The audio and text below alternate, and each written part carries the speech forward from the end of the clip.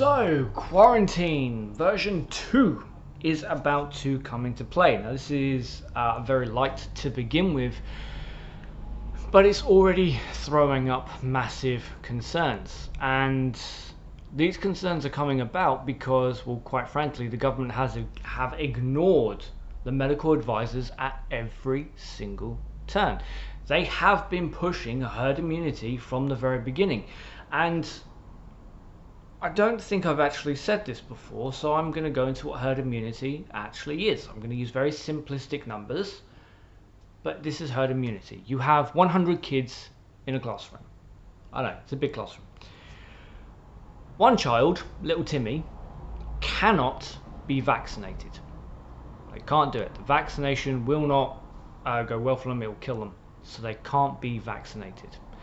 Little Timmy is now reliant on the 99 other children in that classroom to get vaccinated, so that if they pick up one of these diseases that kill children, you know, I know anti-vaxxers don't like to acknowledge that, but it's a fact, like smallpox, things like that. Little Timmy is reliant on the 99 kids getting vaccinated, so that if one of the 99 kids picks up this virus, the body of the child will kill the virus before it gets to little Timmy. Because if it gets to little Timmy's dead. That's herd immunity. The overwhelming majority being immunized for diseases and viruses, so that those who cannot be immunized don't have to fear for their lives. That's herd immunity. Not, we're going to let everyone in the country get infected, and if people die, fuck it. Because that has been the government's response from fucking January.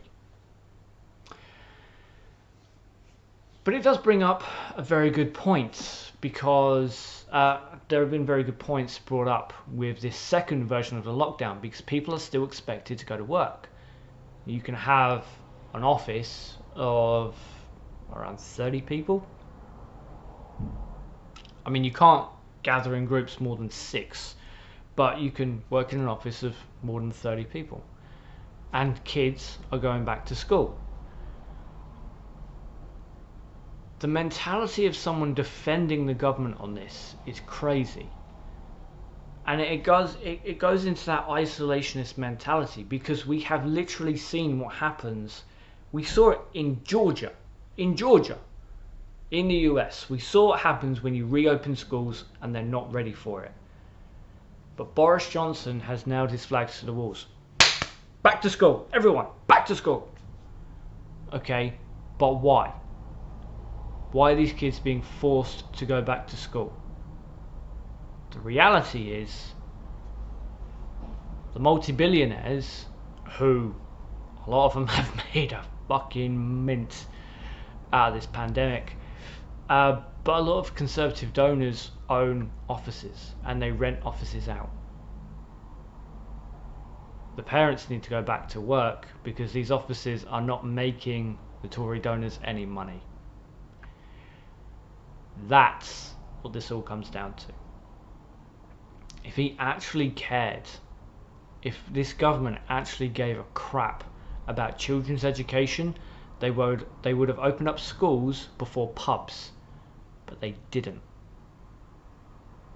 If they actually cared, they would be listening to the medical advisors, but they're not. They are steamrolling ahead with their mass murder program and pretending it's herd immunity when it's not. So we are going to go into a second lockdown. This one is likely to be much worse. The confidence in the government has gone, and unfortunately for a lot of people, and I even know a few people, can't tolerate them, but I even know a few people who now are completely dismissing medical experts and scientists when they come out and tell you what the crack is. They're dismissing them because they've only listened to the government. The government have not taken scientists' advice in this. They've not taken the professionals' advice. Not once. But because of their incompetence, it has now taken some people's trust away from actual intelligent people. And that is a massive issue.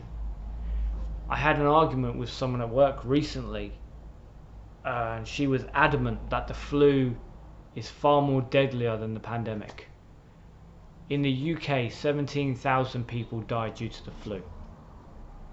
In the last 10 years or so, the highest death count we've had due to the flu has been just short of 28,000.